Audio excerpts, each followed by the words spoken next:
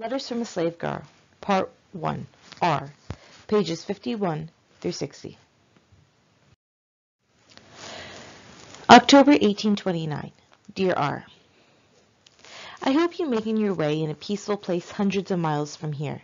Did you find another sweetheart to swing at a dance? When you kiss her, think about me. I got news both sweet and bitter. I have a son, Joseph. His father not the one I love, but he is a feeling man in the road for freedom for me and my baby.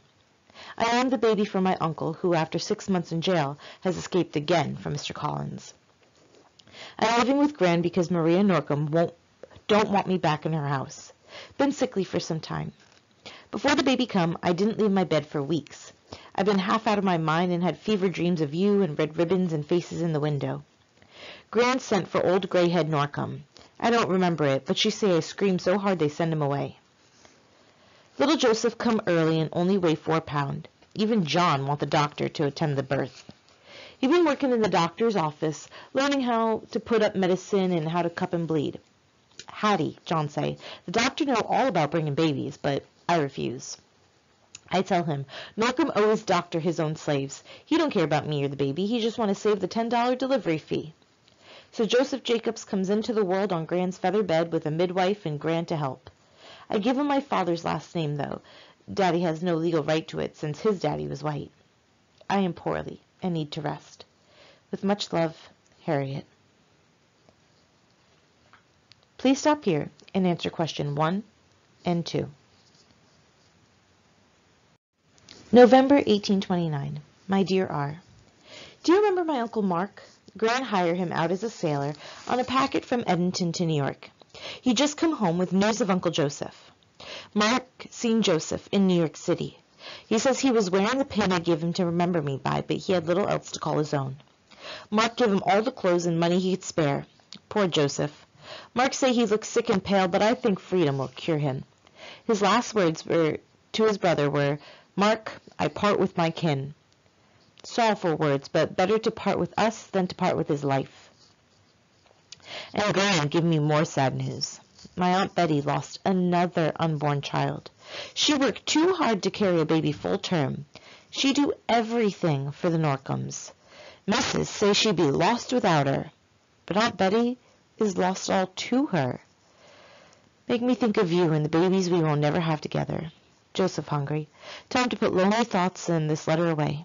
God bless is my prayer. From Harriet Ann. Please stop here and answer question 3 and 4. August 13th, 1831. Dear R, almost 2 years since my last letter. Being a man will take up all my writing time, but I feel uneasy today and have a need to speak to you. There's been a strange sight in the sky this morning. The sun faded away so faint I can look straight at it. The air got deathly still, like evil coming to call. Then the sun turned green and blue and white. By the afternoon it was a giant silver ball thrown up in the sky by God or the devil himself, don't know which. People out in the street all day staring and muttering like they're afraid to speak too loud. Some of the talk saying this the end of the world. Hot as it is, Grandma let Joseph go out on the piazza. I long to hold him close, but I gotta act calm for his sake. Folks say my son is a beautiful baby. He's a strong little boy and call us all by name. His father come by and give him a hug ever so often, but Joseph don't know to call him Daddy. There is something in the air. Can't tell what or when, but it's on the way. Always yours, Harriet. Please stop here and answer question 5. August 22nd, 1831, early morning. Dear R, I heard whispers that there is a state of alarm from here all the way to Virginia, and every poor slave in between is in grave danger. Yesterday, the slave preacher they call Old Prophet led an army of slaves from house to house. These kill a lot of white folks up over the Virginia line. Some say whole families been axed to death. Whites around here are forming patrols of men to search all the colored quarters for more signs of rebellions. I can see them now from Gran's chamber window pouring into town with their muskets and uniforms and drums.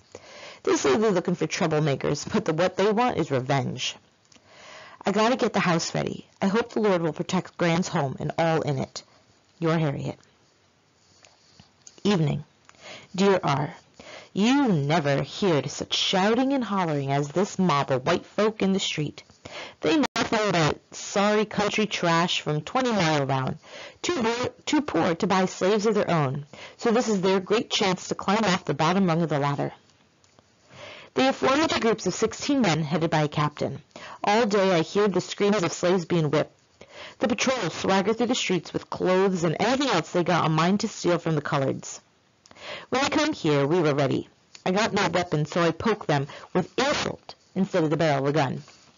Knowing signs of a decent life would pluck them, I laid Gran's best white work quilts on the beds and put a bouquet of lavender in every room. You remember Josiah Caulfield? He's one of the merest slaveholders in the county. He led the rabble in from the piazza and stand by while they tromped through the house, nosing into every drawer and trunk. They talk biggity when they find Gran's sheets and tablecloths. Where did the damn mothers get all this? They demanded. I hide my smile when Gran say, you can be sure we didn't pilfer them from your houses.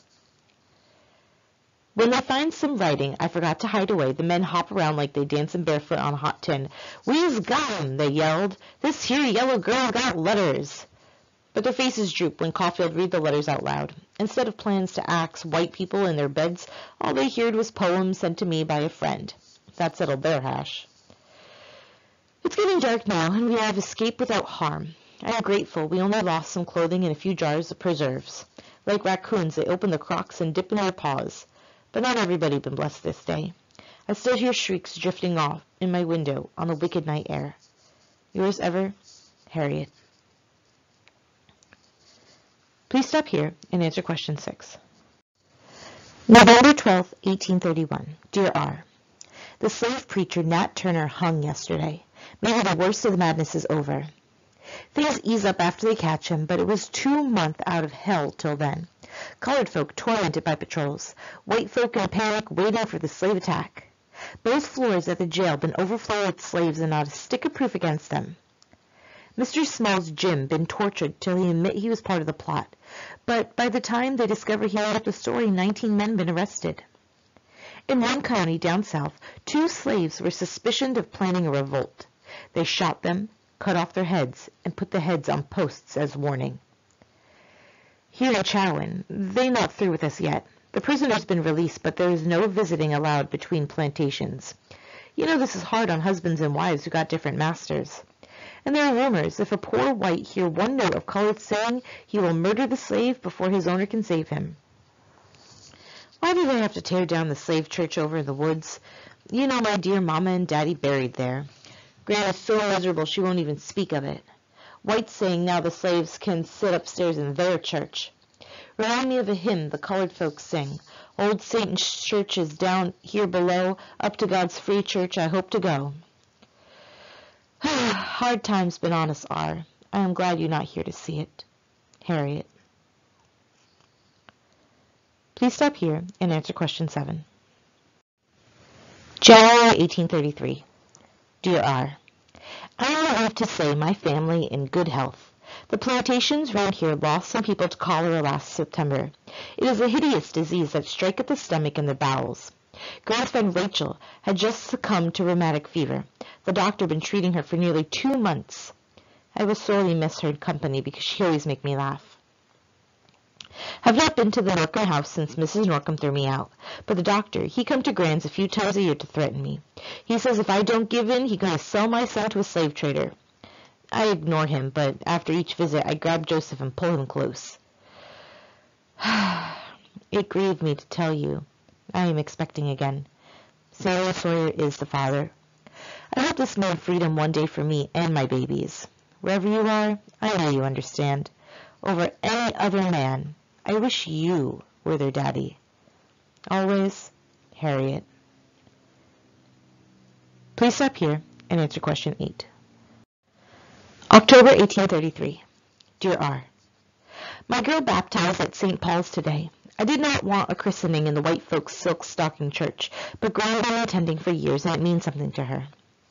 Samuel offered to give my baby his last name, but that would only make more trouble.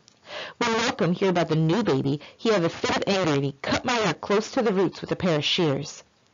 Then I talked back to old Pickleface, giving him a piece of his own business. Or I am grateful you were not there to see what happened next, because you too tender-hearted to keep your tongue tied when the doctor hit me. Not marrying you was the rightest thing I ever did. Like little Joseph, my girl got the last name of her granddaddy, Daniel Jacobs. Keep me close to Daddy somehow. His missus from Gran Hall stepped up at the baptism and offered her Christian name. I was too weak to say no. Make no difference anyway. A white woman's name won't make my baby free. Your Harriet. Please stop here and answer question 9.